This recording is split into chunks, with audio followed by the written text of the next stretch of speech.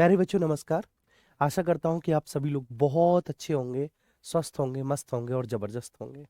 आप सभी बच्चों का बहुत बहुत स्वागत है। ठीक है, सभी लोग आ जाएंगे यहाँ पर। ठीक है, तब तक मैं 1-2 मिनट आपसे अपनी बातें कर लेता हूँ।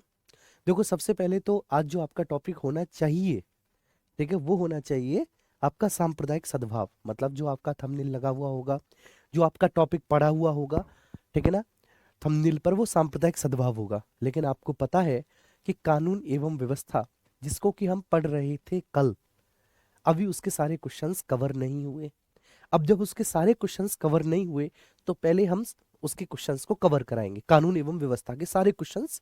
ठीक, बहुत अच्छे से उसको कवर कराएंगे और उसके बाद फिर उन क्वेश्चंस को कवर कराने के बाद फिर हम आएंगे किस पर भैया जी? सांप्रदायिक सद्भाव पर। ठीक है, तो आप सभी लोगों का बहुत बहुत स्वागत है, मेरे सभी प्यारे बच्चों का। आप लोग आ जाइएगा, जुड़ जाइएगा क्लास से। और आज की क्लास में भी वही, ठीक है, मैं आपको एक स्थिति दूंगा, एक परिस्थिति दूंगा, उसके 4 से 5 ऑप्शन होंगे और वहां पर आपको सही स्थिति अथवा परिस्थिति का चयन अथवा चुनाव करना होगा। इसमें कुछ क्वेश्चंस आपको आईपीसी से रिलेटेड भी मिल सकते हैं, मतलब जिनको आप कह सकते हैं कि बेसिकली फैक्ट बेस्ड क्वेश्चंस भी आपको मिल सकते हैं। लेकिन अधिकांशतः क्वेश्चन जो होंगे वो आपके बच्चे उसी में होंगे जो आपकी मेंटल एबिलिटी को जांचेंगे, परखेंगे कि अगर आप उस स्थिति में होते तो आप क्या करते, है ना। और कुल मिलाकर अभी इन 2-3 क्लासेस में आपको ये तो बहुत अच्छे से अनुभव हो चुका होगा कि हाँ, ठीक है, अगर इस तरह की परिस्थिति अथवा इस तरह के सर्कमस्टांसेस बनते हैं, वह वहां पर एक, ठीक है ना, होता, ठीक है, एज अ पुलिसमैन, ठीक है, as a constable, as a inspector, जो भी वट एवर, तो मैं वहां पर क्या करता, मेरा वहां पर क्या दायित्व होगा। ठीक है, तो इन्हीं के बारे में हम लोग चर्चा कर रहे थे। पहला क्वेश्चन हम देख चुके थे बच्चे बहुत अच्छे से, दूसरा प्रश्न भी हम कर चुके थे, तीसरा प्रश्न भी हम कर चुके थे, ठीक है, इसका चौथा प्रश्न भी हम कर चुके थे और हम बच्चे 5वां प्रश्न भी कर चुके थे। ठीक है, अब हम 6वें प्रश्न पर आएंगे, यहां से स्टार्ट करते हैं। ठीक है, बलवा का कार्य तब तक नहीं होगा। ये प्रश्न बेटा बला, ठीक है ना, बहुत पूछा जाता है ये बलवा, ठीक है ना। और ठीक है, बलवा जो है, ये बलवा बच्चों एक ऐसी स्थिति है, एक ऐसी परिस्थिति है जो आम तौर पर आपको, ठीक है, एज अ पुलिसमैन देखने को बहुत मिलेगी। जब आप ड्यूटी में आ जाओगे ना बच्चे, ठीक है, जब वर्दी आप पहन लोगे, ड्यूटी में आप लोग आएंगे, तो इस तरह का जो है ना बच्चों, ये जो यहाँ पर अभी आप टर्म सुन रहे हैं बलवा, इसको आप फेस करेंगे। ठीक है, वहां पे काम होगा आपको कि बलवा को शांत कराना। ठीक है, जो उपद्रवी है, जो उपद्रवकारी है, ठीक है, उनको बेसिकली जो अरेस्ट करना, ठीक है, उनके बीच में शांति व्यवस्था स्थापित करना, यही आपके दायित्व होंगे। ठीक है, जब आप लोग बच्चे वर्दी पहन लोगे। तो भैया जी प्रश्न क्या है? ठीक है, प्रश्न ये है कि बलवा का कार्य तब तक नहीं होगा। ठीक है, बलवा कब तक नहीं होगा? जब 50 व्यक्ति किसी शांतिपूर्ण सम्मेलन में भाग लेने आए थे, ठीक है ना, 50 व्यक्ति किसी शांतिपूर्ण सम्मेलन में भाग लेने आए थे, लेकिन अचानक से वे चिल्लाना शुरू कर देते हैं, ठीक है, तो क्या वह बलवा होगा? अगर 50 व्यक्ति किसी शांतिपूर्ण सम्मेलन में भाग लेने के लिए आए थे बेटा, ठीक है, ये ध्यान रखना, 50 व्यक्ति किसी शांतिपूर्ण सम्मेलन में भाग लेने के लिए आए थे, अचानक से वे अगर चिल्लाना शुरू कर देते हैं, तो क्या वह बलवा होगा? वह बलवा नहीं होगा, वो बलवा नहीं होगा। शांतिपूर्ण सम्मेलन में भाग लेने के लिए आए थे, अचानक वे चिल्लाना शुरू कर देते हैं, तो कैसे वो चिल्लाना शुरू करेंगे? कोई इमरजेंसी की स्थिति हो गई होगी बेटा, जैसे मान के चलिए आग लग गई होगी, स्टेज टूट गई होगी, या कुछ भी ऐसा हो गया होगा, तो बच्चे वो बलवा नहीं माना जाएगा। देखो, ठीक है, आपको पता है आर्टिकल 19 क्लॉज 1 सब क्लॉज, ठीक है ना, B, article 19 clause 1 sub clause B में शांतिपूर्ण तथा हथियार रहित सम्मेलन का अधिकार है। क्या है भैया जी इसमें? शांतिपूर्ण पूर्ण एवं हथियार रहित सम्मेलन का अधिकार है, एवं हथियार रहित सम्मेलन का अधिकार है, सम्मेलन का अधिकार है,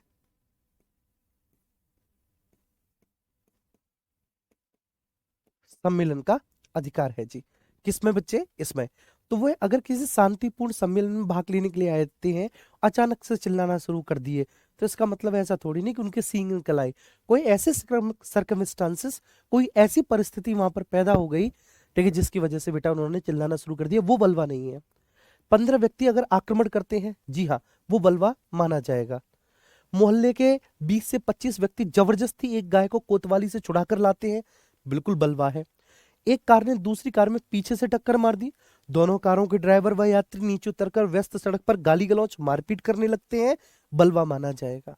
ठीक है, लेकिन अगर 50 व्यक्ति किसी शांतिपूर्ण सम्मेलन में भाग लेने के लिए आए, अचानक से चिल्लाना शुरू कर दे, बलवा नहीं है। क्योंकि ठीक है, उस स्थिति को आप देखो। ठीक है, जिस स्थिति में अचानक से चिल्लाना शुरू कर देते हैं, मतलब आगजनी हो गई होगी या कुछ भी ऐसी। हाँ, 50 व्यक्ति किसी शांतिपूर्ण सम्मेलन में भाग लेने के लिए आए और आपस में एक दूसरे से मारपीट और गाली गलौज करने लगे, तो वह बलवा है, तो बलवा है।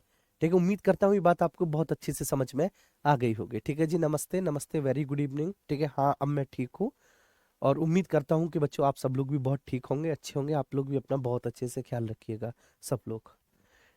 ठीक है, नेक्स्ट आगे चलते हैं। बाजार में एक महिला फल खरीद रही थी। ठीक है, देखिए स्थिति है आपके सामने, आप बताना कि आप इसे क्या देंगे स्थिति को। ठीक है, आप कौन सी स्थिति इसको बोलेंगे। तो बाजार में एक महिला बेटा फल खरीद रही थी। ठीक है, एक महिला बाजार में फल खरीद रही थी। मोटरसाइकिल पर दो व्यक्ति उसके पास से गुजरे। पीछे बैठे हुए व्यक्ति ने महिला के गले पर हाथ मारा, महिला के गले पर, और उसकी सोने की चेन एक झटके में तोड़ ली। महिला ने हाथापाई भी की, पर दोनों भाग गए। तो अभियुक्तों को किस अपराध के लिए दंडित किया जाएगा। मान के चलिए कि वो अभियुक्त पकड़ लिए जाते हैं, सीसीटीवी कैमरे इत्यादि किसी की भी मदद से अगर आगे वो किसी चौक पर चौराहे पर पकड़ लिए जाते हैं, तो इसको क्या अपराध माना जाएगा। उन्होंने लूट की है, उन्होंने चोरी की है, उन्होंने हमला किया है, अथवा उन्होंने हमला तथा लूट दोनों की है। मुझे बताएंगे फटाफट से आप सब लोग। ठीक है, बाजार में एक महिला फल खरीद रही थी। मोटरसाइकिल पर दो व्यक्ति उसके पास से गुजरे। पीछे बैठे हुए व्यक्ति ने महिला के गले पर हाथ मारा और उसकी सोने की चेन एक झटके में तोड़ दी। महिला ने हाथापाई भी की, दोनों भाग गए। अभियुक्तों को किस अपराध के लिए दंडित किया जाएगा। मतलब अभियुक्तों का ये जो कृत्य है, यह जो उन्होंने काम किया है अभियुक्तों ने, तो इस कृत्य को आप किस श्रेणी में रखेंगे, अपराध की किस श्रेणी में आप इस कृत्य को रखेंगे, इस एक्शन को रखेंगे। लूट, चोरी, हमला तथा लूट दोनों। ठीक है, तो ये केवल व केवल बेटा क्या होगी, एक लूट होगी। ठीक है, ध्यान रखना। इसको हम किसके बेटा, इसको हम लूट की श्रेणी में रखेंगे, ये बात आपको ध्यान रखना। और लूट जो है वह भारतीय दंड विधान, मैं आपको बता देता हूं, लूट जो है बच्चे वह भारतीय दंड विधान की धारा 390 के अंतर्गत आती है बेटा। किसके अंतर्गत, 390। तो भारतीय दंड विधान की धारा 390 के अंतर्गत लूट को अपराध माना गया है, लूट को अपराध माना गया है। नेक्स्ट अगले प्रश्न पर आते हैं। ठीक है, का, ठीक है ना, एक व्यक्ति है का, ठीक है, बिना कारण भीड़ पर बंदूक चला देता है। ठीक है ना, बिना कारण भीड़ पर बंदूक चला देता है। हो सकता है दिमाग सटिया गया हो, या घर में बेचारा बीवी से लड़के आया हो।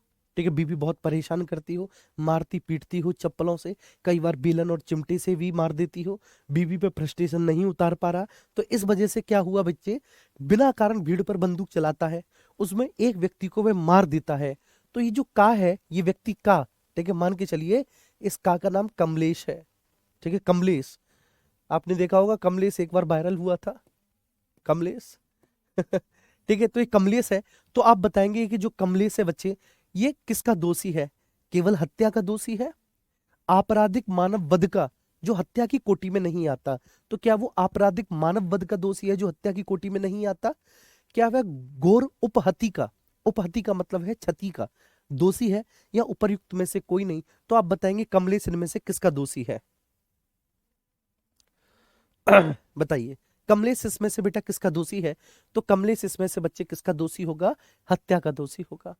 कमलेश बेटा किसका दोषी होगा, हत्या। कमलेश ने सीधे सीधे हत्या की है। ठीक है, ज्यादा दिमाग नहीं लगाना बेटा, उसने क्या किया, हत्या।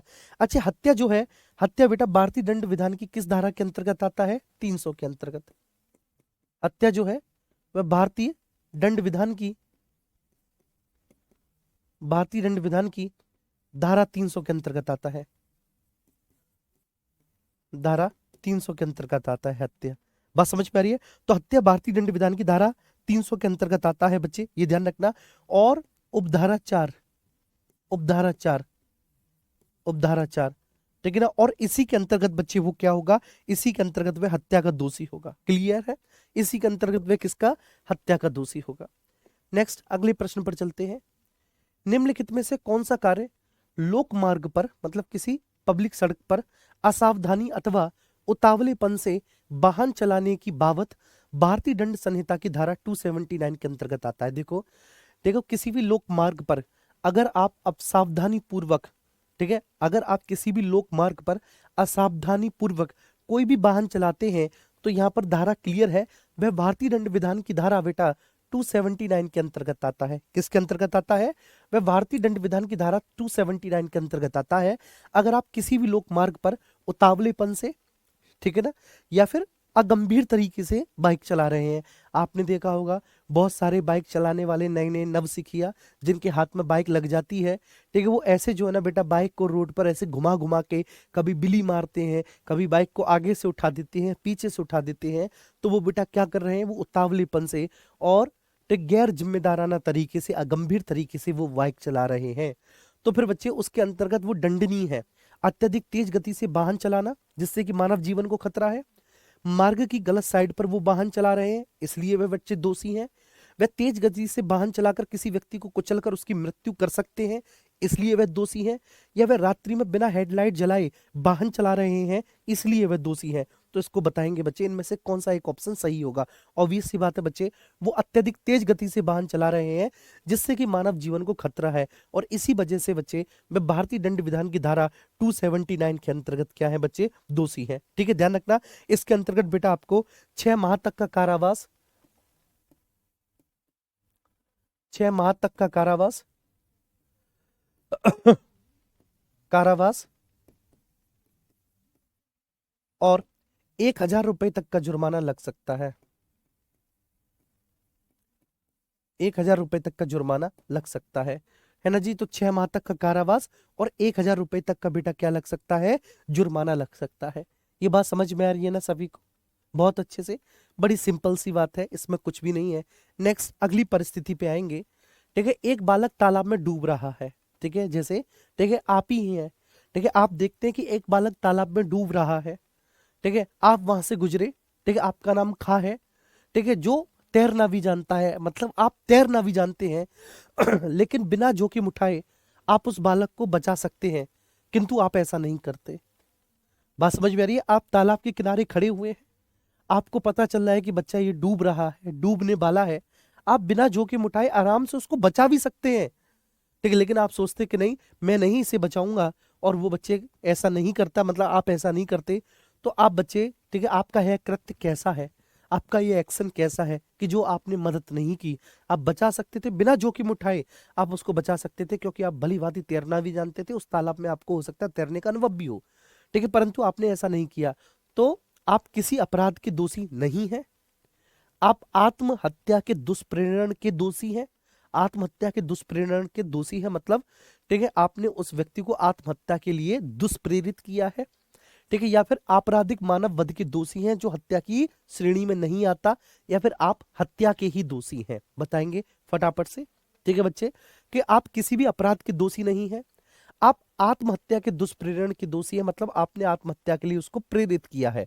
तो आत्महत्या के लिए अगर कोई किसी को प्रेरित कर रहा है तो वह दुष्प्रेरित है, तो आत्महत्या के दुष्प्रेरण के दोषी है। आपराधिक मानव वध के दोषी है जो हत्या की कोटि में नहीं आता है, या फिर हत्या के दोषी है। बताइए बच्चे फटाफट से जिसका जवाब देंगे। ठीक है, तो सर आप किसी भी अपराध के दोषी नहीं है, ध्यान रखना, आप किसी भी अपराध के दोषी नहीं है, इस बात को बिल्कुल क्लियर कर लेना, ठीक है, कोई भी अपराध आपके द्वारा नहीं किया गया, आप किसी भी अपराध के दोषी कतई भी बिल्कुल भी नहीं है। इसके बाद अगला प्रश्न है, आजकल बड़े शहरों में नकली दूध, घी, खोआ, मसाले, मिठाइयाँ आदि बनाए जाते हैं, इससे जनता में आक्रोश व्याप्त है। अनेक धरना और प्रदर्शन होने से कानून व्यवस्था की स्थिति गंभीर होती जा रही है। प्रशासन व पुलिस को इस स्थिति में नियंत्रण के लिए क्या करना चाहिए? ठीक है, आजकल बड़े शहरों में नकली दूध, घी, खोआ, ठीक है बेटा, तो बड़े शहरों में क्या है? बड़े शहरों में बेटा नकली दूध, घी, खोआ, मसाले, मिठाइयाँ आदि बनाए जाने से जनता में आक्रोश व्याप्त है। तो जनता में बहुत आक्रोश है, ठीक है, लगातार जनता ने अनेक धरना प्रदर्शन किया, लेकिन फिर भी वो नकली घी, दूध, खोआ बनना जारी है, ठीक है, किसी के कानों पे जूं तक नहीं रहेगी, ठीक है, उसके बावजूद बेटा, ठीक है, स्थिति गंभीर होती जा रही है क्योंकि अनेक धरना और प्रदर्शन होने से कानून व्यवस्था की स्थिति गंभीर है। प्रशासन व पुलिस को स्थिति में नियंत्रण के लिए क्या करना चाहिए? ठीक है, देखिए पहला ऑप्शन नकली खाद्य सामग्री बनाने वालों की फैक्ट्री व मकानों पर छापे मारकर नकली दूध, घी आदि के सैंपल लेकर उनकी जांच करनी चाहिए। देखिए बिल्कुल करनी चाहिए। ठीक है, केमिकल्स, कच्चे माल, उपकरणों व तैयार माल को कब्जे में लेकर जांच रिपोर्ट आने तक उत्पादन व बिक्री पर रोक लगा देनी चाहिए। जी हाँ, ठीक है, देखो अगर किसी के खिलाफ कंप्लेंट होती है ना, किसी भी दुकान के खिलाफ कि भाई वो नकली खोआ, घी या दूध बेच रहा है, और ठीक है फूड सेफ्टी ऑफिसर्स फूड के सैंपल लेने आते हैं, तो जब तक कि रिपोर्ट नहीं आ जाती तब तक दुकान के बंद रहने का प्रावधान है। बात समझ में आ रही है? इसके बाद जांच रिपोर्ट में अपमिश्रण व दूषित पदार्थों की मिलावट पाए जाने पर प्रथम सूचना रिपोर्ट अंकित कराकर तत्काल विवेचना व न्यायिक कार्रवाई, गिरफ्तारी आदि करनी चाहिए। बिल्कुल करनी चाहिए। और उपयुक्त सभी कदम उठाने चाहिए। ऑप्शन डी, ये सारे कदम उठाने चाहिए। ये सारे कदम बिल्कुल संवैधानिक है। ये सारे के सारे कदम उठाने चाहिए।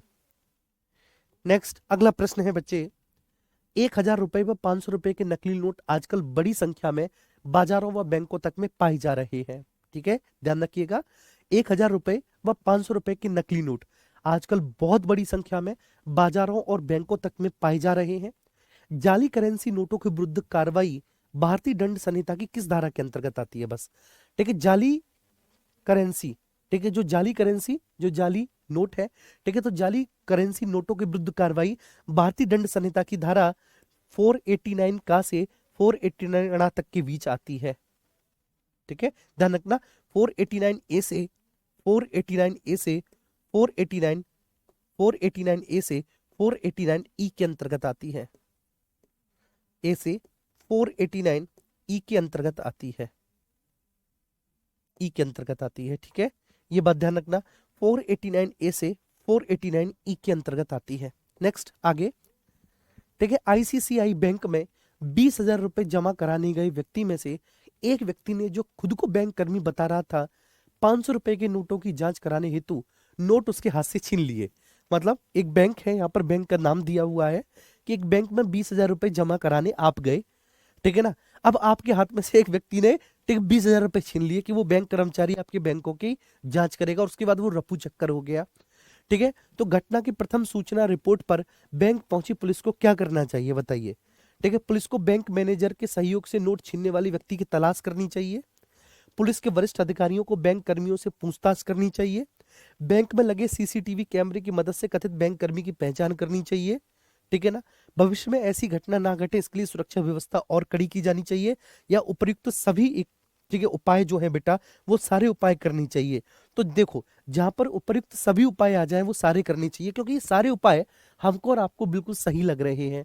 बैंक मैनेजर के सहयोग से नोट छीनने वाले व्यक्ति की तलाश बिल्कुल करनी चाहिए बैंक मैनेजर के सहयोग से। पुलिस के वरिष्ठ अधिकारियों को बैंक कर्मियों से बिल्कुल पूछताछ करनी चाहिए। 20,000 रुपए का मामला है, ठीक, 20 रुपए का भी सही, तब भी पूछताछ करनी चाहिए पुलिस के वरिष्ठ अधिकारियों को।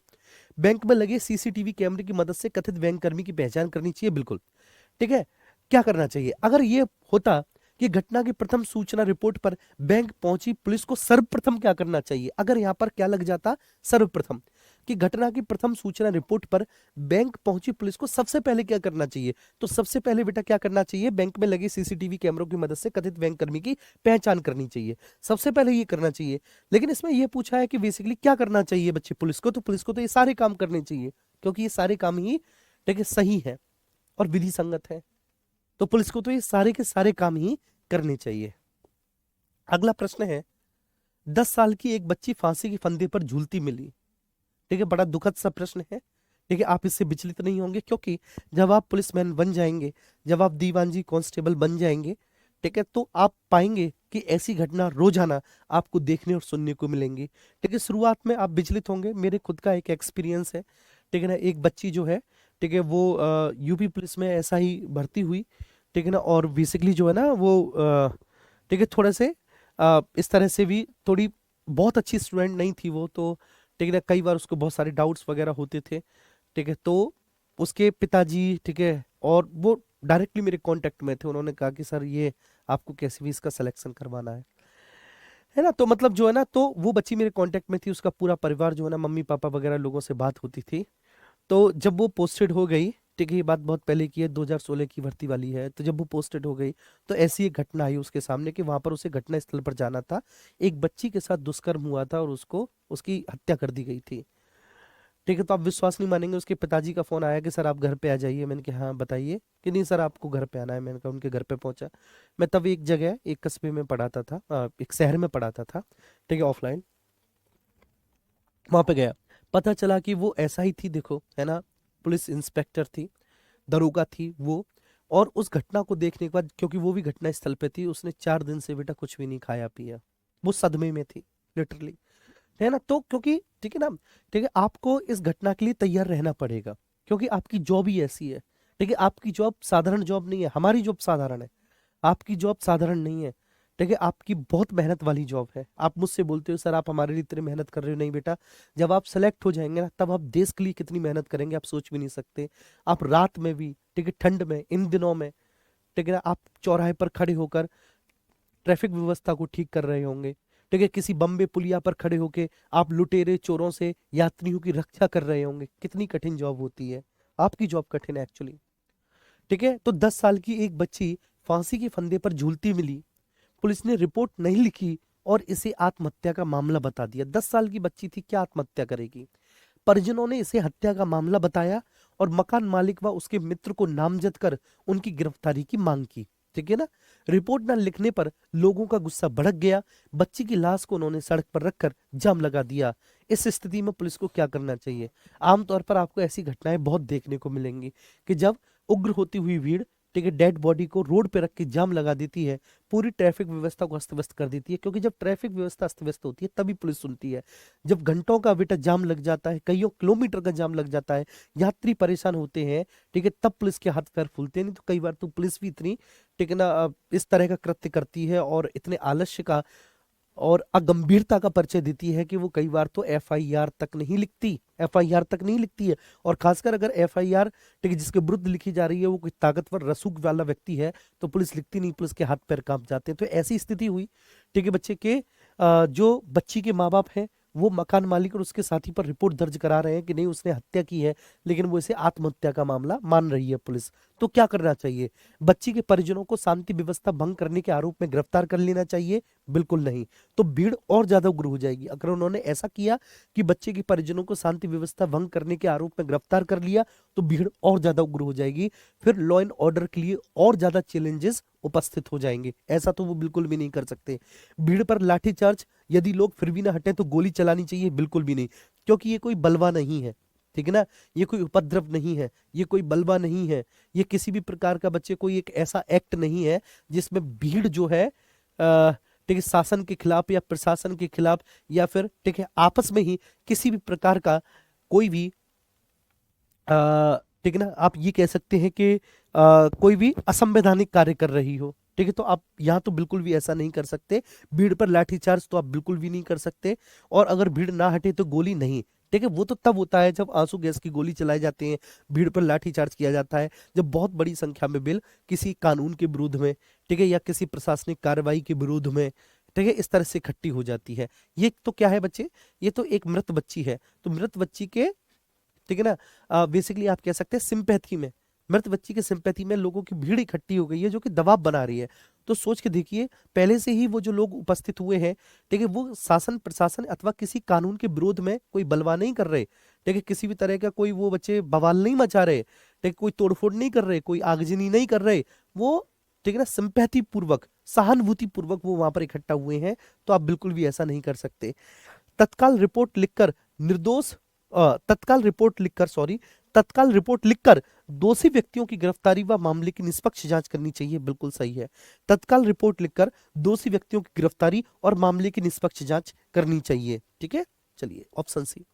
नेक्स्ट अगला है, केंद्र सरकार की ओर से पुलिस के आधुनिकीकरण के लिए क्या योजना बनाई जा रही है।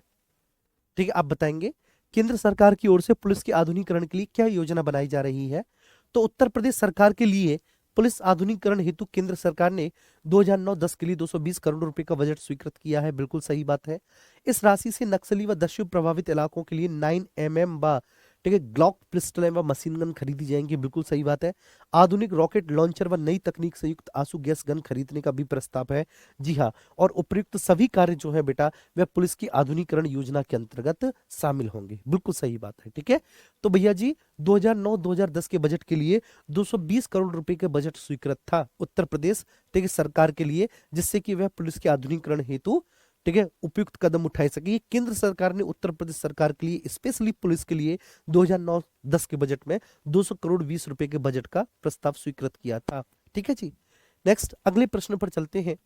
रेलवे स्टेशन पर टिकट खरीदते समय अभियुक्त ने वादी की पीछे की जेब से बटुआ निकालने का प्रयास किया। ये घटनाएं ऐसी हैं, ये जो मैं बेटा आपके सामने केसेस लिख रहा हूं, जो मैं बता रहा हूं, ये ऐसे केसेस हैं जो आप रोजमर्रा की जिंदगी में देखते हैं। ठीक है, ऐसा होता है और वही यहाँ पर लिखा गया है। तो रेलवे स्टेशन पर क्या हुआ, रेलवे स्टेशन पर टिकट खरीदते समय अभियुक्त ने वादी की, मतलब अभियुक्त ने जो चोर है, ठीक है, उसने जो है ना किसी व्यक्ति की आप ही की जेब से, ठीक, बटुआ निकालने का प्रयास किया। बटुआ ऊपर तक आकर पैंट की बेल्ट में अटक गया। ठीक है, परिवादी ने, मतलब जिस व्यक्ति का, ठीक, बटुआ खींचा, उसने अभियुक्त को पकड़ने का प्रयास किया, वह भागने लगा, परंतु अन्य लोगों ने उस अभियुक्त को पकड़ लिया। तो अब आप बताएंगे कि यह मामला चोरी का है, चोरी करने का प्रयास है, हमला है, या उपयुक्त में से कोई नहीं है? तो बेटा चोरी करने का प्रयास है, चोरी हुई तो नहीं, ठीक है, एक्ट संपन्न तो नहीं हुआ, चोरी हुई तो नहीं, ये क्या है, चोरी करने का प्रयास था, प्रयास था। वो प्रयास में बेचारा विफल हो गया, वो प्रयास में सफल नहीं हो पाया। उसने हाथ पैर तो खूब मारे, उसने बटुआ ऊपर से बेटा नीचे से बटुआ जेब से खींच भी लिया था, बटुआ ऊपर आ भी गया था, लेकिन ऊपर आकर बटुआ बेल्ट में अटक गया था। ठीक है, चलिए, ठीक है, सभी को बहुत अच्छे से समझ में आ रहा है। इसी तरह यही मानसिक अभिरुचि है, इसी तरह के प्रश्न आपको एग्जाम में देखने को मिलेंगे, इन्हीं प्रश्नों के साथ आपको डील करना होगा। बात समझ में आ रही है? हाँ, और ये जो कुछ धारा फारा वाले जो प्रश्न है ना, ये बहुत टेक्निकल है, ये नहीं आएंगे। आप बिल्कुल परेशान मत होना कि क्या सर आपको, ठीक है ना, इंडियन पेनल कोड पढ़ना पड़ेगा, भारतीय दंड संहिता पढ़नी पड़ेगी, नहीं पढ़नी पड़ेगी, बिल्कुल भी नहीं। ये एक आध दो ऐसे टेक्निकल प्रश्न हैं जो पूर्व में पूछे गए हैं, तो मैंने लिख दिया। ठीक है, चाहे वो हत्या का हो मामला, चाहे वो, ठीक है, चोरी डकैती का मामला हो, तो उनकी धाराएं वगैरह मैं तुम्हें बता ही दूंगा, तो इसमें इतनी ज्यादा टेक्निकलिटी है ही नहीं। ज्यादातर जो प्रश्न आएंगे वो आपके मेंटल एबिलिटी पे होंगे, कि अगर आप उस स्थिति में होते, ठीक है ना, तो आप क्या करते। देखो सारे प्रश्न ऐसे ही हैं। ठीक है, तो लोगों को क्या करना चाहिए था, ठीक है, जो अभियुक्त था वैसा उसका क्या कृत्य है, तो उसने ऑब्वियस सी बात है चोरी करने का प्रयास किया है। अब आप पुलिस वाले हैं, चोरी करने का प्रयास उसने किया है, तो आप उसको चोरी की सजा में जो है ना जेल नहीं भेज सकते, चोरी के प्रयास में आप उसको जेल भेज सकते हैं या फिर उसको दोषी ठहरा सकते हैं। चलिए, नेक्स्ट अगला प्रश्न है, एक शेर, ठीक है, कहां पर झपटता है। ठीक है, बड़ा प्यारा प्रश्न है कि एक शेर है बच्चे, ठीक है, वो कहां पर झटक झपट झपटता है। चलिए, एक शेर कहां पर झपटता है, का का मतलब कमलेश। ठीक है, हमारे लिए हमेशा का मतलब क्या होगा, हमारे लिए हमेशा का मतलब कमलेश होगा।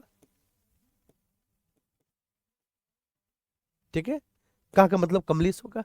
तो एक शेर कमलेश पर झपटता है, कमलेश शेर पर यह जानते हुए गोली चलाता है कि उससे खाकी मृत्यु हो सकती है। ठीक है ना, बात समझ में आ रही है?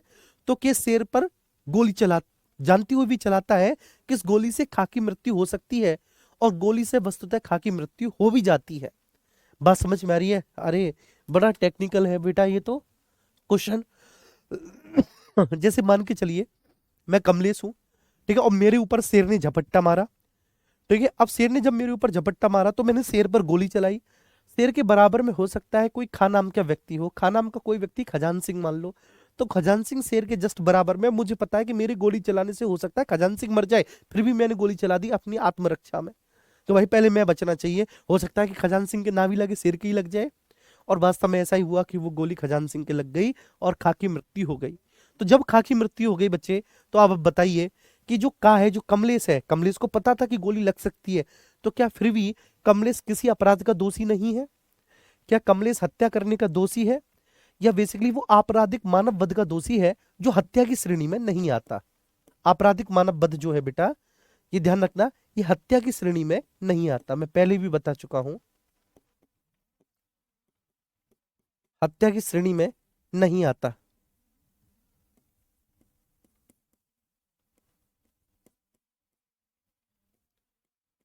हत्या की श्रेणी में नहीं आता है और गंभीर उपहत्या कारित करने का दोषी है। ऑब्वियस सी बात है बेटा, का किसी भी अपराध का दोषी नहीं है। उसने आत्मरक्षा के लिए कदम उठाया, और अगर कोई व्यक्ति आत्मरक्षार्थ हेतु कोई भी कदम उठाता है बच्चे, वो ये प्रूव कर दे कि उसने आत्मरक्षा के लिए उठाया है कदम, ठीक है, तो फिर वो विश्वास कीजिए हत्या का दोषी नहीं होता। ठीक है सर, तो फिर वह हत्या का दोषी नहीं होता है उस स्थिति में। ठीक है, बड़ा प्यारा प्रश्न था, और इस प्रश्न में देखो मैंने देखा भी कि मोस्टली बच्चों ने गलत ऑप्शन क्लिक किया था। ज्यादातर बच्चे क्या कर रहे थे, सर वह आपराधिक मानव वध का दोषी है जो हत्या की श्रेणी में नहीं आता। नहीं बेटा, अगर आत्मरक्षा हेतु कोई किसी को मार भी देता है, ठीक है, या किसी और की इसमें अन्य की जान चली जाती है, तो वह व्यक्ति किसी भी अपराध का दोषी नहीं होता। ठीक है, तो इसलिए आमतौर पर आपने 90s की मूवी में देखा होगा कि जहां पर, ठीक है ना, किसी भी हत्यारे को यह कहते हुए सुना जाता है कि साहब उसने आत्मरक्षा के लिए, ठीक, गोली चला दी, आत्मरक्षा के लिए, डिफेंस में। नेक्स्ट अगला, का ने जब खाकी पैंट से, ठीक ना, रुपए निकालने का प्रयास किया, कमलेश ने जब खजान सिंह, का का मतलब कमलेश, खा का मतलब खजान सिंह, जब कमलेश ने खजान सिंह की पैंट से, ठीक, रुपए निकालने का प्रयास किया, तो उसकी अंगुलियां खजान की जेब से भरी हुई पिस्तौल के घोड़े में जा पड़ी। अरे वाह, क्या प्रश्न है, अरे जी वाह। ठीक है, ऐसे प्रश्न आने चाहिए। ठीक है ना बच्चे, तो कमलेश ने खजान सिंह की पैंट की जेब से रुपए निकालने का प्रयास किया। ठीक है, तो उसकी उंगलियां, खजान सिंह पिस्तौल रखता है, तो खजान सिंह की बेटा जेब की भरी हुई पिस्तौल के घोड़े में, ठीक है, उसकी जा पड़ी, पिस्तौल चल गई और खजान सिंह मारा गया। तो का बेटा क्या कर रहा था, चोरी। ठीक है ना, का का जो इंटेंशन था वो क्या था साहब, चोरी करने का, क्योंकि का तो केवल चोरी करना चाह रहा था, का को नहीं पता था कि खजान सिंह पिस्तौल भी रखता है। अब का की जो बेटा, ठीक है, उंगलियां हैं, वो खाकी, ठीक है, पैंट की में रखी पिस्तौल पर जा पड़ी, और पिस्तौल पर जा पड़ने के बाद बेटा वो पिस्तौल चल गई, और जब वो पिस्तौल चली तो इससे खा मर गया। तो अब ये जो का है कमलेश, अब ये कमलेश बेटा किस प्रकार का दोषी है, वह हत्या करने और चोरी करने के प्रयास का दोषी है। हत्या करने तथा चोरी करने का प्रयास, क्योंकि चोरी हुई नहीं, हत्या तो हो गई। ठीक है, वह केवल चोरी करने के प्रयास का दोषी है, कि केवल हत्या करने का दोषी है। ठीक है, किसी अपराध का दोषी नहीं है। फटाफट से इसका जवाब देंगे क्वेश्चन नंबर 18 का।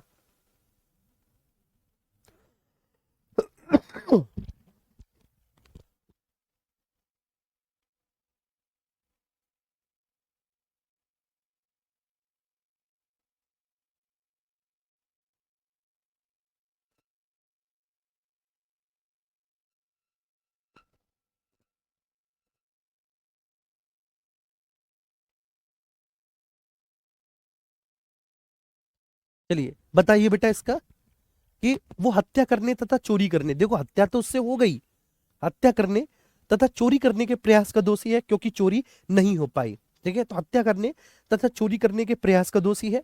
वह केवल चोरी करने के प्रयास का दोषी है। देखो बेटा, उसने इंटेंसली हत्या करने की नहीं सोची थी।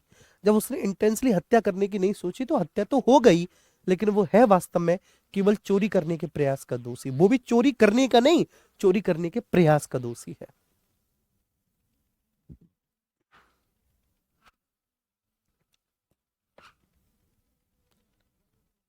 बात समझ में आ रही है? तो वह बेटा चोरी करने के प्रयास का दोषी है, प्रयास का। ठीक है जी, तो वह चोरी करने के प्रयास का दोषी है। मैंने क्या बोला बेटा, वह चोरी करने के प्रयास का दोषी है। ठीक है, तो इंटेंशनली बच्चे, ठीक है, वो हत्या करना नहीं चाहता था, हो गई, उसे क्या पता था, वो तो चोरी करने जा रहा था बेचारा है। कमलेश, कमलेश को क्या पता था कि खाकी पैंट की जेब में बंदूक रखी होगी, और बंदूक बेटा वो भी लोडेड होगी। उसने जैसी उंगली डाली रुपए चुराने के लिए, उससे बेटा उसका ट्रिगर दब गया। ठीक, खजान सिंह मर गया, उसमें खजान सिंह की गलती। चलिए कोई बात नहीं। ठीक है, खा, खा का मतलब खजान सिंह कुल्हाड़ी से काम कर रहा था, खजान सिंह कुल्हाड़ी से काम कर रहा था, तो खजान सिंह कुल्हाड़ी से काम कर रहा था बच्चे, खजान सिंह। ठीक है, अब ये जो खजान सिंह है बच्चे, ये ध्यान रखना, ये कुल्हाड़ी से काम कर रहा था, तभी उसका सिरा निकलकर पास में खड़े व्यक्ति के सिर में लगा, और पास में खड़े व्यक्ति मर गया, मतलब कमलेश मर गया। तो खा ने कोई अपराध नहीं किया यदि उसका कृत्य कानूनी है, उसने उस आदमी को नहीं देखा है, यदि कुल्हाड़ी तेज ना हो, कथित सावधानी का अभाव नहीं था। आप बताएंगे बच्चे। ठीक है, तो इसे आप क्या कहेंगे, इसे आप किस तरह का एक्ट कहेंगे? ठीक है, और ये घटनाएं बच्चे बहुत होती हैं, इस तरह की घटनाएं होती ही हैं।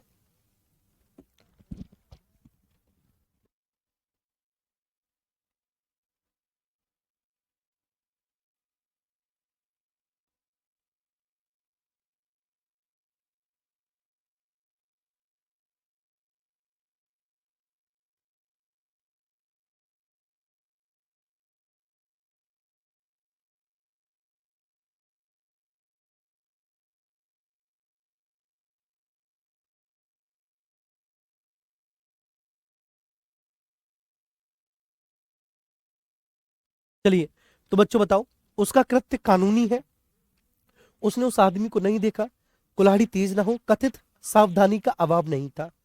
बेटा नहीं था, कथित सावधानी का अभाव नहीं था। ठीक है, वो सावधानी से काम कर रहा था, लेकिन उसमें उसकी क्या गलती? वो सावधानी से ही कार्य कर रहा था, उसमें बेटा उसकी क्या गलती कि वो कुल्हाड़ी से काम कर रहा था, सिरा निकल गया। अब इसमें भैया जी कोई ये थोड़ी नहीं आप ये कह दो कि सब सावधानी का अभाव था। सावधानी का अभाव तो तब होता बच्चे जब वो रॉन्ग साइड में गाड़ी चला रहा होता। बात समझ में आ रही है? जब वो कुल्हाड़ी से नहीं, ठीक है, बल्कि किसी और धारदार हथियार से काट रहा होता पेड़ को। भाई कुल्हाड़ी से पेड़ काटा जाता है, वो उसी से काट रहा था, तो सावधानी का अभाव नहीं था। ठीक है, बिल्कुल भी अभाव नहीं था, वो एक्ट हो गया।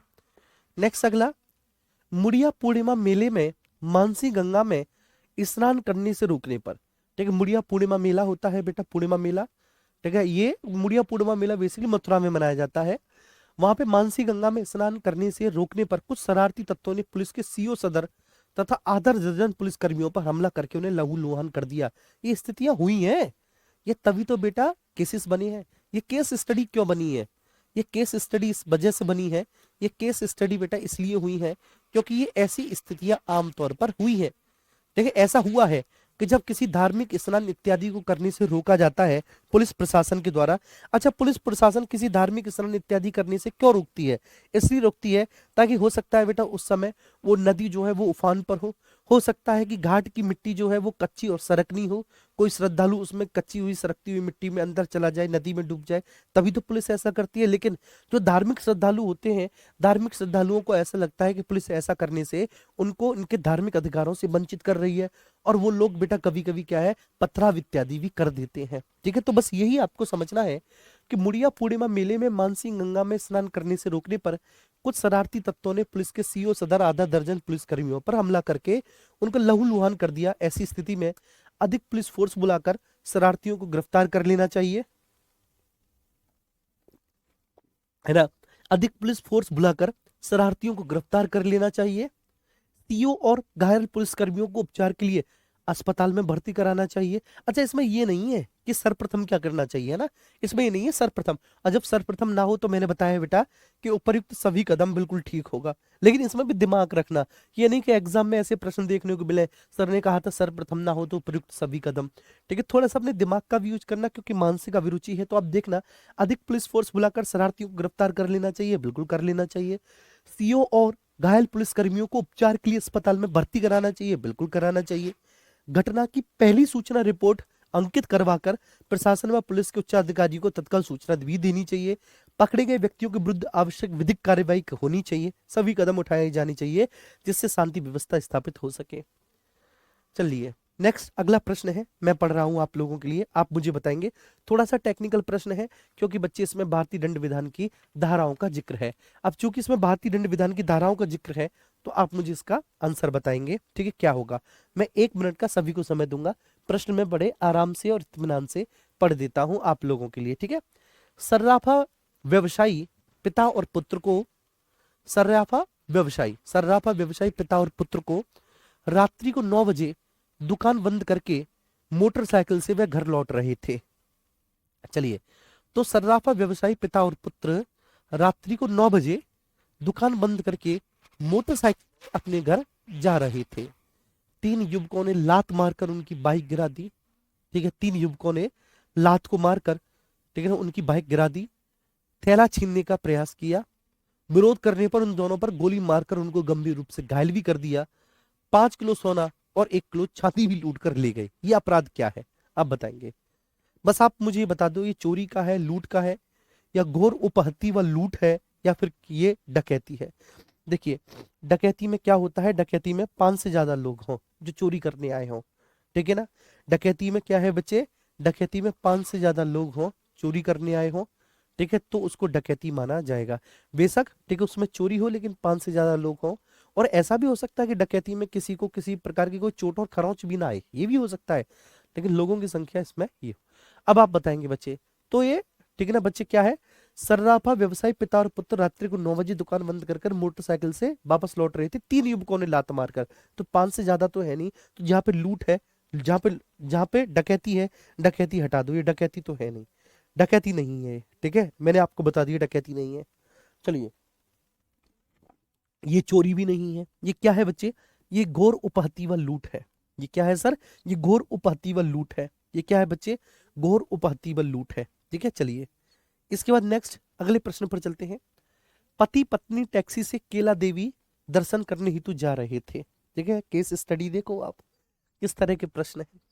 पति पत्नी टैक्सी से, ठीक है, माता केला देवी के दर्शन करने हेतु जा रहे थे। पति पत्नी थे, टैक्सी से माता केला देवी के दर्शन करने के लिए जा रहे थे। भरतपुर के पास ही बदमाशों ने आतंकित कर उनकी टैक्सी के ड्राइवर व उनका अपहरण कर लिया। उनके परिजनों से 15 लाख रुपए फिरौती की मांग की, ठीक है। पुलिस ने तुरंत कार्रवाई करके उन्हें गिरफ्तार करके जो पकड़े गए थे सबको मुक्त करा दिया। अपहरण के अपराध के लिए जिसमें फिरौती की भी मांग हो, ठीक है, उनको बेटा कितने वर्ष की सजा होगी। अपहरण तो है ही है, अपहरण तो है ही है, लेकिन फिरौती की भी मांग हो तो मेरे प्यारे बच्चे आजीवन कारावास है, ठीक है, ध्यान रखना। अपहरण जिसमें फिरौती की मांग हो, इसके लिए सजा क्या है बच्चे, इसके लिए आजीवन कारावास की सजा है, आजीवन कारावास की, ठीक, क्लियर है। अब एक बार सब लोग थम्स अप करेंगे कि हाँ सर बहुत अच्छे से क्लियर हुआ, और इसी बात पर हम अगले प्रश्न पर आएंगे। आप कहेंगे थोड़ा सा सर आज फास्ट चल रहे हैं, जी हाँ, क्योंकि क्वेश्चन से ज्यादा केस स्टडी हो जाए। जितने ज्यादा क्वेश्चंस आपके सामने आएंगे, ठीक है, आप उतना बेहतर डिसीजन लेने की क्षमता अपने भीतर विकसित कर पाएंगे, तो इस वजह से, ठीक है। नेक्स्ट अगले प्रश्न पर चलते हैं। पुलिसिंग में सुधार के लिए क्या अति आवश्यक है, बताइए। पुलिसिंग में सुधार के लिए क्या अति आवश्यक है। अब इसमें पूछा है अति आवश्यक, तो बेटा अगर पुलिस व्यवस्था में पुलिसिंग में सुधार करना है, पुलिस व्यवस्था और पुलिसिंग में सुधार करना है, सबसे ज्यादा क्या जरूरी है। थानों में आने वाली हर शिकायत या घटना की रिपोर्ट अंकित करना, पुलिस का रात्रि में सड़कों व मोहल्लों में गश्त लगाना, अधिक संख्या में पुलिस कर्मियों की नियुक्ति करना, या पुलिस को जनता के प्रति सदव्यवहार करके लोगों का विश्वास जीतना। बताओ, यही होगा, ठीक है, पुलिस को जनता के प्रति सदव्यवहार करके ज्यादा से ज्यादा लोगों का विश्वास जीतना, यही सबसे ज्यादा जरूरी है। क्या सर, कि पुलिस को जनता के प्रति सदव्यवहार करके लोगों का विश्वास जीतना सबसे ज्यादा जरूरी यही है। नेक्स्ट अगले क्वेश्चन पर चलते हैं। इसमें एच ऑप्शन है, ठीक है, पूरा आराम से 2-3 मिनट लो, मैं भी चेयर पे अच्छे से बैठ जाता हूँ, ठीक है, और चेयर पे बैठकर मैं प्रश्न पढ़ता हूँ। चलिए, प्रश्न क्या है सर, प्रदेश में कानून व शांति व्यवस्था का वातावरण बनाए रखने के लिए, आपको मैं दिख रहा हूँ थोड़ा सा, मेरी ऐसे मुंडी दिख रही होगी हल्की सी, थोड़ा सा मैं ऊपर कर लेता हूँ चेयर को। चलिए, अब मैं आपको और दिखने लग गया हूँ, है ना, जी हाँ। चलिए, तो प्रदेश में कानून व शांति व्यवस्था का वातावरण बनाए रखने के लिए, देखो मैं बैठ इसलिए गया हूं क्योंकि आपको पता ही है बच्चे थोड़ी सी तबीयत नासाज भी है ना। चलिए, आपको बताना है कि सर प्रदेश में कानून व शांति व्यवस्था का वातावरण बनाए रखने के लिए अभियान चलाकर अपराधियों के प्रति सख्त कार्रवाई करनी चाहिए। अभियान चलाकर अपराधियों के प्रति सख्त कार्रवाई करनी चाहिए, बिल्कुल करनी चाहिए बेटा, है ना। प्रदेश में कानून व शांति व्यवस्था का वातावरण बनाए रखने के लिए, प्रदेश में बेटा कानून व शांति व्यवस्था का वातावरण बनाए रखने के लिए बिल्कुल बच्चे, ठीक है, ऐसा होना चाहिए। क्या होना चाहिए कि अभियान चलाकर सख्त कार्रवाई करनी चाहिए अपराधियों के प्रति। फौजदारी मुकदमों में, फौजदारी अदालतों में, जो फौजदारी अदालतें हैं, फौजदारी अदालतों में मुकदमों के शीघ्र निस्तारण के लिए सभी संभव प्रयास करने चाहिए, बिल्कुल। तो फौजदारी अदालतों में मुकदमों के शीघ्र निस्तारण के लिए सभी संभव प्रयास होने चाहिए। पुलिस को आधुनिकतम अपराधों से निपटने के लिए विशेष प्रशिक्षण व आधुनिक हथियार, उपकरण, वाहन इत्यादि उपलब्ध करानी चाहिए। अरे भाई बिल्कुल करानी चाहिए। पुलिस को आधुनिकतम हथियार, अपराधों से निपटने के लिए विशेष प्रशिक्षण, ठीक है, आधुनिक हथियार, उपकरण, वाहन इत्यादि उपलब्ध कराने चाहिए, ये जरूरी भी है। दलितों व महिलाओं पर अत्याचार, सांप्रदायिक व जातीय तनाव, बलात्कार व हत्या जैसे गंभीर मामलों को रोकने के लिए प्रशासन व पुलिस तथा सरकार को और सख्त कदम उठाने जानी चाहिए। बिल्कुल बेटा, दलितों व महिलाओं पर जो अत्याचार है, सांप्रदायिक व जाति तनाव, बलात्कार व हत्या जैसे गंभीर मामलों को रोकने के लिए सरकार और पुलिस प्रशासन को और ज्यादा सख्त कदम उठाने चाहिए, बिल्कुल उठानी चाहिए। प्रभावी व तुरंत कार्रवाई के लिए संबंधित क्षेत्र के पुलिस उप महानिरीक्षक, पुलिस अधीक्षक तत्काल मौके पर जाए और पीड़ित पक्ष को न्याय दिलाए। बिल्कुल सही बात है। की गई कार्रवाई व घटनाक्रम की पूरी रिपोर्ट उसी दिन शासन व पुलिस महानिदेशक को भेजना सुनिश्चित किया जाए। अपराधियों को सजा दिलाने के लिए विवेचना, मुकदमों की पैरवी, साक्ष्यों का प्रस्तुत करना, ठीक है, ये बहुत कार्य जो है बेटा, ये उत्तरदायित्व व निष्ठापूर्वक किया जाए। उपयुक्त सभी कदम उठाए जाने चाहिए। ठीक है जी, ये सारे कदम तो प्रदेश में कानून व शांति व्यवस्था का वातावरण बनाए रखने के लिए ये सारे कदम उठाए जाने चाहिए। आप बता दो इनमें से कौन सा एक कदम महत्वपूर्ण नहीं है? सारे तो कदम महत्वपूर्ण है, हर एक कदम इसमें महत्वपूर्ण है, तो स्वाभाविक सी बात है भैया, हर एक कदम इसमें उठाया जाना चाहिए। नेक्स्ट अगले प्रश्न पर चलते हैं। ठीक है, एक भीड़ का पर घातक शस्त्र से हमला करती है। एक भीड़ है बेटा, वो भीड़ का पर एक घातक शस्त्र से हमला करती है। ठीक है ना, का अपने बचाव में गोली चला देता है। अच्छा बच्चे, का ने अपने बचाव में क्या किया? का बच्चे अपने बचाव में गोली चला दी। गोली से भीड़ में सम्मिलित किए गए एक निर्दोष बालक की मृत्यु हो गई। ठीक है साहब, तो उस गोली से, ठीक है, एक भीड़ में जो एक निर्दोष बालक था उसकी मृत्यु हो गई। एक भीड़ का पर घातक शस्त्र से हमला करती है। ठीक है, का मतलब कमलेश, तो भीड़ ने कमलेश पर एक किसी घातक शस्त्र से हमला किया। ठीक है, का ने बेचारे ने अपना बचाव किया। ठीक है, आत्मरक्षा करना बेटा, ठीक है, सबका सबका अधिकार है। ठीक है, हर एक व्यक्ति का अधिकार है कि वो अपनी आत्मा की रक्षा करे, आत्मरक्षा करे, सेल्फ डिफेंस। तो का ने अपने बचाव में गोली चला दी। अब गोली से भीड़ में शामिल एक निर्दोष बालक की, इसमें साफ साफ दे रखा है निर्दोष बालक की मृत्यु हो गई। तो बताओ बेटा, ठीक है, इस स्थिति में का ने धारा 302 भारतीय दंड संहिता का अपराध किया है। का ने धारा 304 भारतीय दंड विधान संहिता का अपराध किया है। 304 का अपराध किया है। का ने आत्मरक्षा में गोली चलाई है, अतः उसने कोई अपराध नहीं किया है। मैंने बोला ना, आत्मरक्षा में गोली चलाई है बेटा, तो अगर आत्मरक्षा में गोली चलाई गई है तो का ने किसी भी प्रकार का कोई भी कैसा भी अपराध नहीं किया, क्योंकि उसने आत्मरक्षा में गोली चलाई है।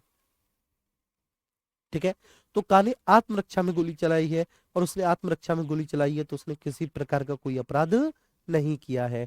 ये बात आपको ध्यान में रखनी होगी। अगले प्रश्न पर चलते हैं।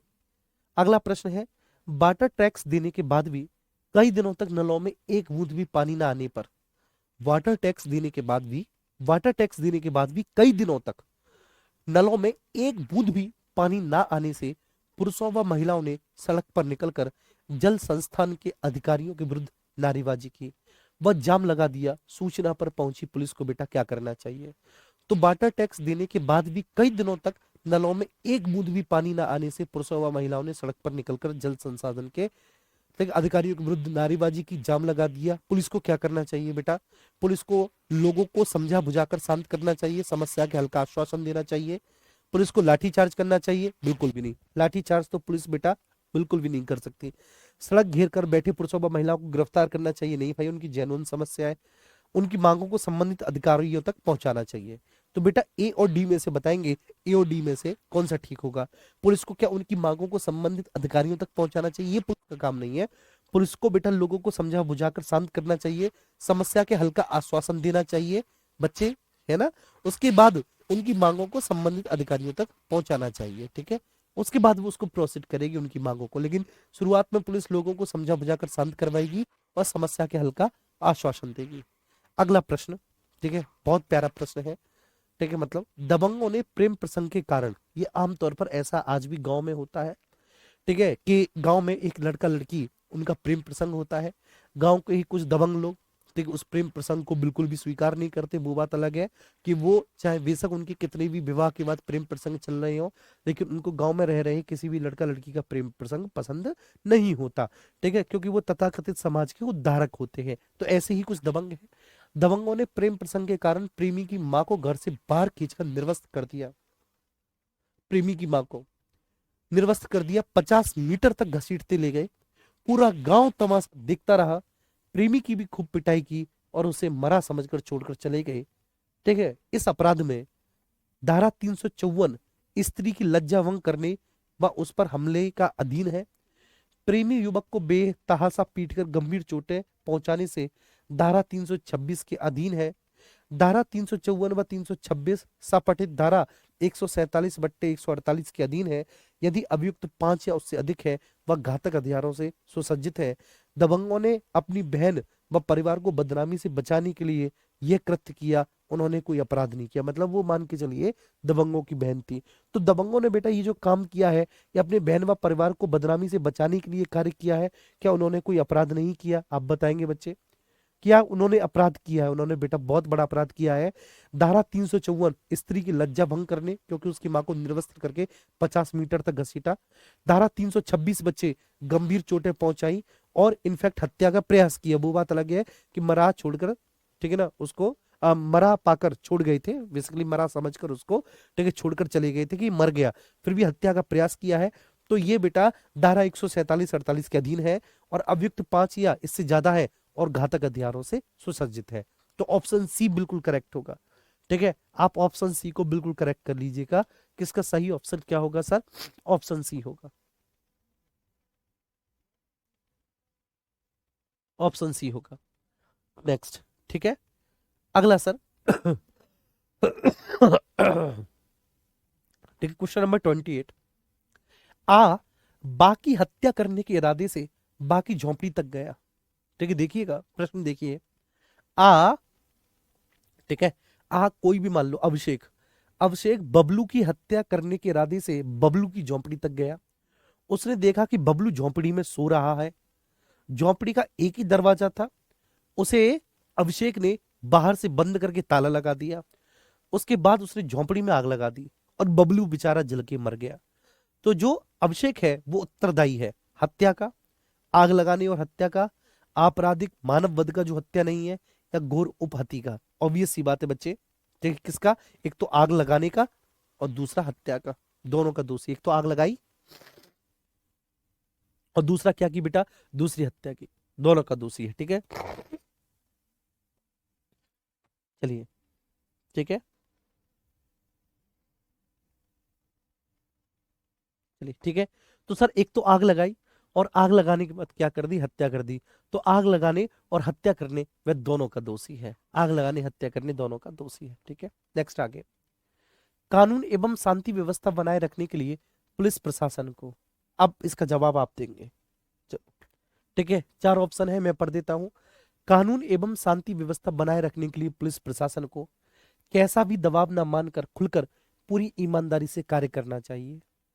लोगों की समस्याएं तहसीलों में, थानों में, अधिकारियों के कार्यालयों में प्रातः 10 से 12 बजे तक बैठकर सुननी चाहिए, उनका निस्तारण करना चाहिए। थानों में भय का वातावरण पैदा ना किया जाए, लोगों से सही व्यवहार किया जाए, लेकिन अपराधियों के विरुद्ध तुरंत व सख्त कार्रवाई करनी चाहिए।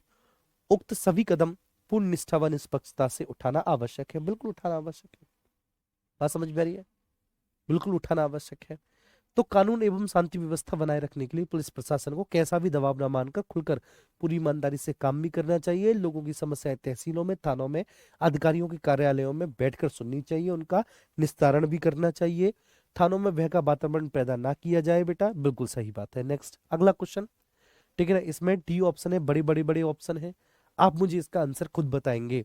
कानून व्यवस्था को चुस्त दुरुस्त रखने के लिए कौन व्यवस्था सर्वश्रेष्ठ हो सकती है? अब इसमें क्या पूछा है कि कानून व्यवस्था को चुस्त दुरुस्त रखने के लिए इनमें से कौन सी व्यवस्था सर्वश्रेष्ठ व्यवस्था हो सकती है?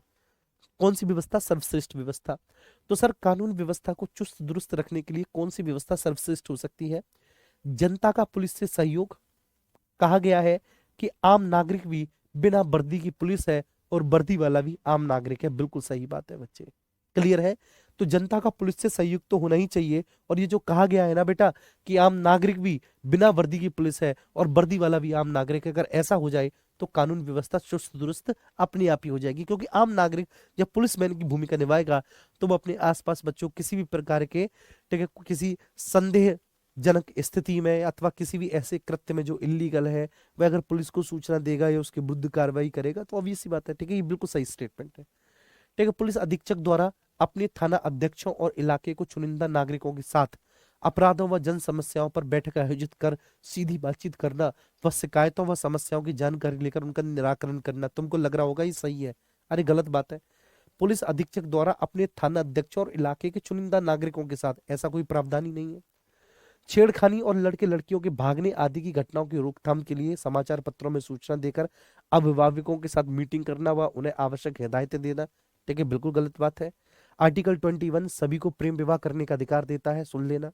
आप अपने पसंद के साथी से प्रेम विवाह कर सकते हैं, आर्टिकल 21 में यह अधिकार है। आईएएस का पूछा गया प्रश्न है, ठीक है, सुन लो। अगर आपको कोई भी लड़की अथवा लड़का पसंद हो, आप बिल्कुल अपनी मन मर्जी से शादी कर सकते हैं, ठीक है, लेकिन ठीक है, उसके लिए एक सामाजिक प्रक्रिया ये है कि आप अपने घर वालों को मनाएं, आप ये विश्वास दिलाएं कि आप जिस लड़के अथवा लड़की को पसंद करते हैं वो मेरे लिए एक बेहतर जीवन साथी है।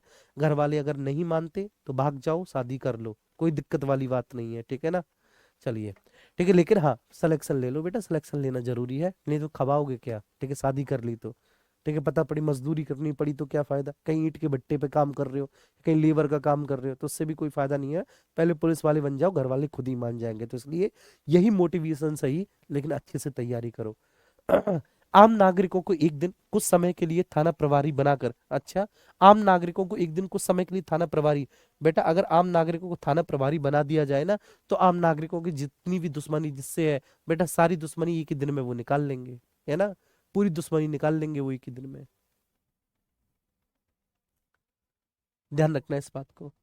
चलिए नेक्स्ट, अगला प्रश्न है आपका, सेशन न्यायालय या प्रथम वर्ग मजिस्ट्रेट द्वारा धारा 106 अपराध प्रक्रिया संहिता के अंतर्गत सजा 4 की प्रतिभूति किन आधारों पर ली जाती है, क्या बोला है, सेशन न्यायालय या प्रथम वर्ग मजिस्ट्रेट द्वारा धारा 106, सेशन न्यायालय या प्रथम वर्ग मजिस्ट्रेट द्वारा धारा 106 अपराध प्रक्रिया संहिता के अंतर्गत सजा 4 की प्रतिभूति किन आधारों पर ली जाती है, वर्णित अपराधों में दोष सिद्ध होने पर, हमला या आपराधिक बल प्रयोग युक्त अपराध होने पर, अन्य अपराध जिससे परिशांति भंग हुई या भंग होने की आशंका है, अथवा उपयुक्त सभी में। तो बेटा उपयुक्त सभी में, ठीक है, ध्यान रखना, उपयुक्त सभी में सेशन न्यायालय या पहले वर्ग के मजिस्ट्रेट के द्वारा 106 अपराध प्रक्रिया संहिता के अंतर्गत सदाचार की प्रतिभूति इन सभी मामलों में ली जा सकती है, इन सारे मामलों में ली जा सकती है, ठीक है, ये बात समझ पे आई सभी को, यहां तक कोई इशू तो नहीं किसी को किसी भी तरह का। चलिए नेक्स्ट अगले क्वेश्चन पर चलते हैं, ठीक है सर। प्रतिभूति लेने का मतलब पता क्या है, प्रतिभूति लेने का मतलब हुआ है संज्ञान लेना, संज्ञान लेना।